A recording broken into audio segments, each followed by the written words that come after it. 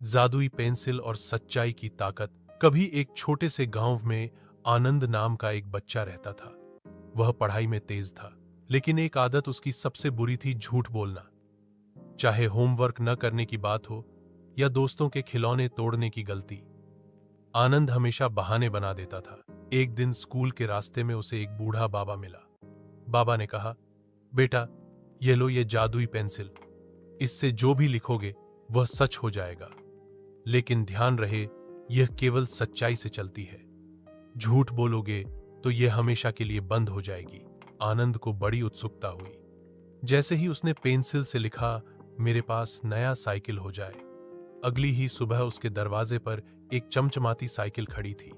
अब आनंद को यकीन हो गया कि पेंसिल सचमुच जादुई है। दिन बीतते गए और आनंद हर दिन नई चीजें मांगता गया। कभी वीडियो गेम, कभी चॉकलेट, कभी खिलौने।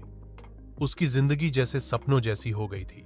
लेकिन फिर एक दिन स्कूल में उसके दोस्त राहुल की किताब आनंद की टेबल पर मिल गई। टीचर ने पूछा, यह किताब तुम्हारी है?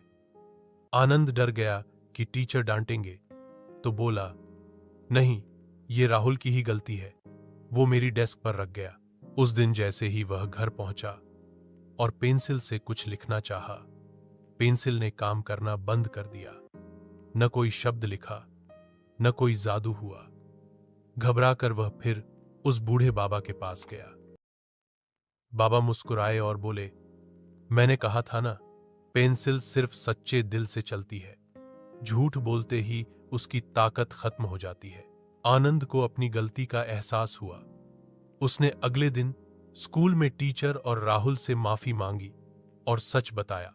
उस शाम जब वह घर आया और पेंसिल उठाई, वो फिर से चलने लगी। लेकिन अब आनंद ने उसे सिर्फ पढ़ाई, मेहनत और सच्चाई के लिए ही इस्तेमाल किया। सीख, मॉरल ऑफ द स्टोरी। झूठ से मिलती है शर्मिंदगी, लेकिन सच्चाई से मिलती है असली ताकत। जो हमेशा सच बोलते हैं, उनके साथ हमेशा अच्छाई होती है।